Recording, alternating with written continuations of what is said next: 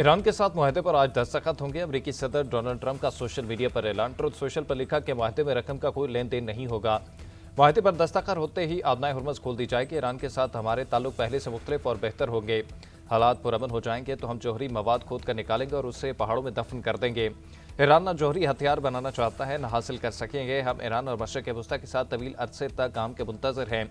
Iran के साथ मुआहदा Obama दौर के मुआहदे के बरअक्स होगा। ओबामा की तरह ईरान को अरबों डॉलर नहीं दिए जाएंगे। डेमोक्रेट्स दौर हुकूमत का मुआहदा बरकरार रहता तो ईरान अब तक जौहरी हथियार बना चुका होता।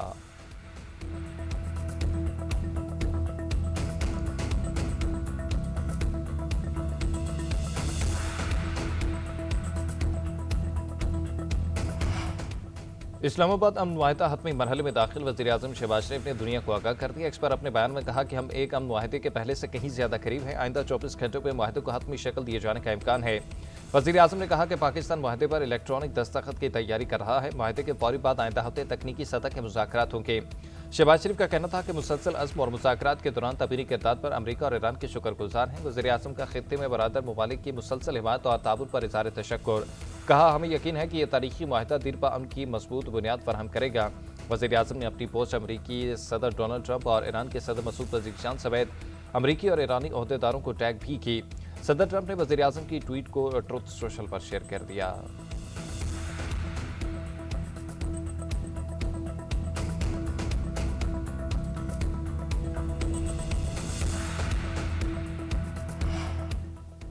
वज़ीर-ए-आज़म शहबाज शरीफ से कतर के वज़ीर-ए-आज़म का टेलीफोनिक राब्ता। ईरान अमरीका अमन मुआहदे से मुतल्लिक अबूर पर बातचीत। शहबाज शरीफ ने बताया कि मुतल्लिका अफ्रीकैन के माबैन अमन मुआहदा बहुत जल्द दस्तखत के लिए तैयार होगा। कतर के वज़ीर-ए-आज़म शेख तमीम बिन हमद अल सानी का वज़ीर-ए-आज़म शहबाज शरीफ और फील्ड मार्शल सिद्दार्थ मुनीर को खराज तहसीन।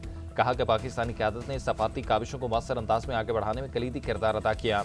उन्होंने शहबाज शरीफ से कहा कि कतर पाकिस्तान के अमन की कोशिशों की हिमायत पर फ़ख्र महसूस करता है और उम्मीद जाहिर की कि इन इक़दामात के नतीजे में खित्ते में पायदार अमन कायम होगा। वज़ीर-ए-आज़म ने कतरी वज़ीर-ए-आज़म को दौरा पाकिस्तान की दावत दी।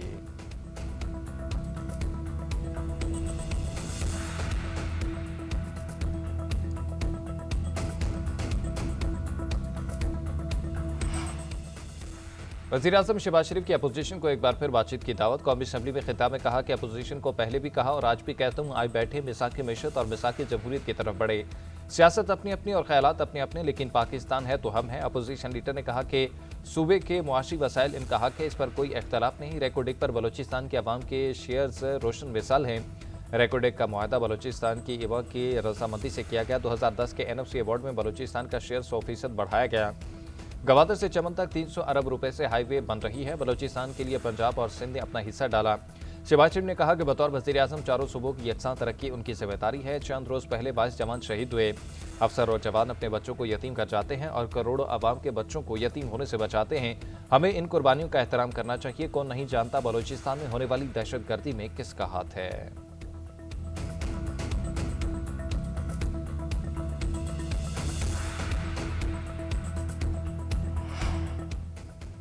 अमेरिका और ईरान मुआहदे की इलेक्ट्रॉनिक दस्तखती तकरीब आज मुतवक्के। तर्जुमान दफ्तर खारजा ताहिर अंतराबी का बयान। तर्जुमान के तरफ से जारी बयान में बताया गया कि नायब वज़ीर-ए-आज़म इसहाक डार का सऊदी वज़ीर खारजा से टेलीफोनिक रब्ता हुआ।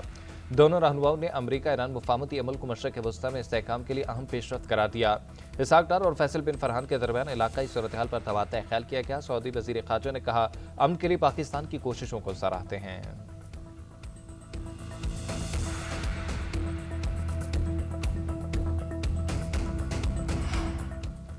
बार बार कहते हैं बात करें, मगर वक्त और जगह का तयन क्यों नहीं करते। कल ही बात कर लेते हैं। चेयरमैन PTI बैरिस्टर गौहर का वज़ीर-ए-आज़म की पेशकश का जवाब। कहते हैं, ईवान में वज़ीर-ए-आज़म को कहा कि हमारे सवालात का हमें जवाब नहीं मिला। सियासी इस्तेहकाम होगा तो मुआशी इस्तेहकाम आएगा। अक्टूबर के बाद तनाव में इजाफा हुआ। बताया जाए कि बानी PTI से मुलाकात क्यों नहीं कराई जा रही। हमेशा मुज़ाकरात की हिमायत की, लेकिन किसी को माइनस करने की बात नहीं होनी चाहिए। कल बिलावल ने दुरुस्त कहा कि गिलगित में नून लीग की सिर्फ 3 नशिस्तें हैं। पीपल्स पार्टी भी गिलगित में उसी तरह इलेक्शन जीती जिस तरह उन्होंने मेयर कराची का इलेक्शन जीता था।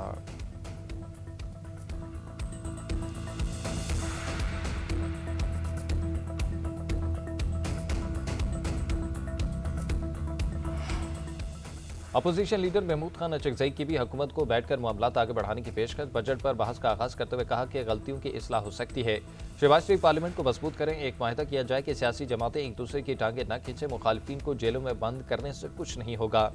बानी पीटीआई पर इतनी सख्ती न करें, फेडरेशन सूबों को पैसे देती ही, लेकिन वफाक ने सूबों से पैसे ले लिए।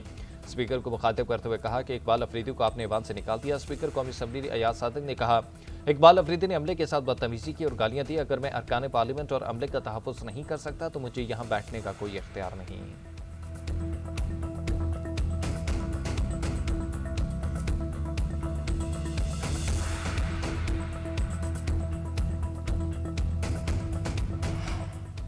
और मईशत दुरुस्त में गमसन है, मुआशी इस्तेहकाम से ग्रोथ की जाने पर पड़ेंगे। पाकिस्तान मुआशी तरक्की की जानिब चल पड़ा है।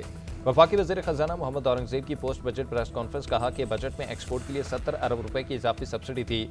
ज़राई मशीनरी के लिए कस्टम ड्यूटी को खत्म कर दिया है। तमीराती शोबे में टैक्सों को कम किया।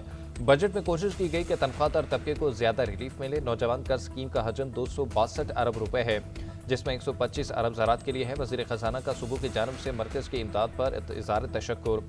सूबों की जानिब से यह सहूलत आइंदा 3 माली साल जारी रहेगी। हमें तरक्याती मनसूबों के लिए अब पब्लिक प्राइवेट पार्टनरशिप की तरफ जाना होगा। सिंध हुकूमत ने पब्लिक प्राइवेट पार्टनरशिप करके दिखाई है। हुकूमत सिर्फ इन तरक्याती मनसूबों पर बजट खर्च करे जहां कमर्शियल तौर पर कुछ मौजूद ना हो। हमने सोलर पर टैक्स लगाने की कहीं कोई बात नहीं की। जिन्होंने ज़राए से खबरें दी वो उन ज़राए का एहतसाब करें।